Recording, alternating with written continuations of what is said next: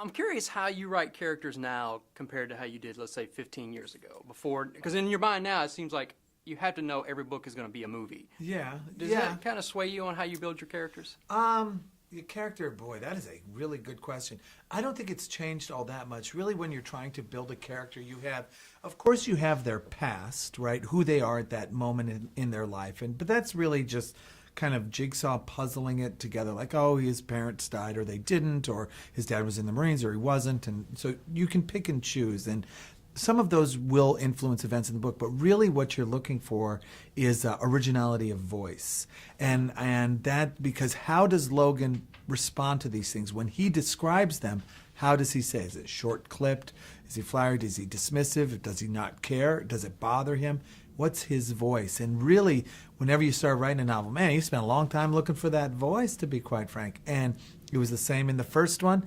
And I will tell you, I'm writing novel number 17 now, and I'm still looking for Ira's voice, right? Why have him in the Marines? Does it work if he's a tourist and his car crashes and he Sure. wakes up in a pile of mud in the picture, or was there something that drove you to make I'll him a tell Marine? you a funny story.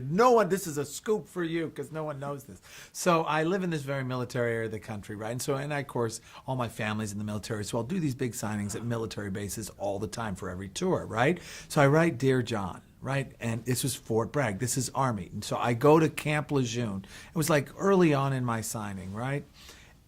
And the very first person walks up to the table, puts the book down, said, I liked it. But when are you going to write a story about a Marine? I'm like, are you kidding? I just have the Army. This, military. No, it's not the same. I'm like, oh, fine. So then I write the lucky one, and they're like, when are you going to write one about the Air Force? I'm like, you're kidding me. I got to go through all four. I just got to pace them out, I guess. Right. So really, it was partly that. But, it's part and parcel also with just that region where I write. And it always makes for a good backdrop for a story of any kind.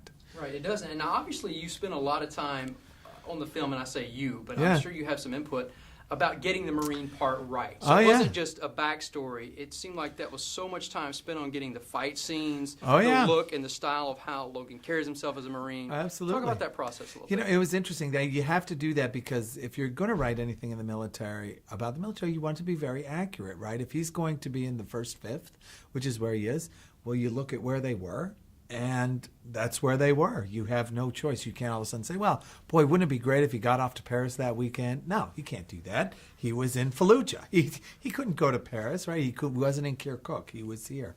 So then you have to look and you have to figure out exactly what was going on. That was the hardest part, was to figure out what battalion specifically he was with. You were looking for one that had been deployed 3 times, one that had suffered casualties, numerous higher than average casualties, and one that had been deployed to 3 hot spots. And at that time when I was writing, there was only one. So you have that. Then, of course, how they carry themselves. I've known enough Marines, and they're my neighbors. You know who they are. Right. Why doesn't he just come out and when he first sees her and say, look, here's what's going on, this is why I'm here? Because it's a crazy story. Right. That's why. It's a very stalker story, and he knows that. It's made a little bit more clear. I mean, you don't walk across the country and because you're looking for someone in a photograph, and you have to realize what Beth is going through. She doesn't want him there, and it's because her brother was killed by friendly fire. When she sees Marie, she sees someone who could have killed her brother, and when he gets there, he doesn't even know why he's there. All he's trying to do is heal, right? He's lost all his friends. He's got survivor's guilt. He's got PTSD.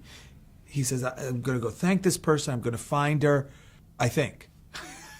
All he knows is that he can't heal where he is in Colorado with his sister. That's all he really knows. And healing is a journey. And this is a film that really explores that.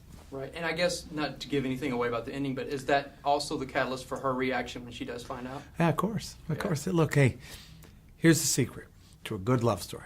If there's no conflict, you have no story. Right. Romeo and Juliet, if their families were buddies, Shakespeare Right. never would have written it, right? You got to have some conflict in there. Right. And so, and it's got to be real conflict. It's got to be conflict that's organic to the story, whatever that may be. And that was, of course, what was organic to the story.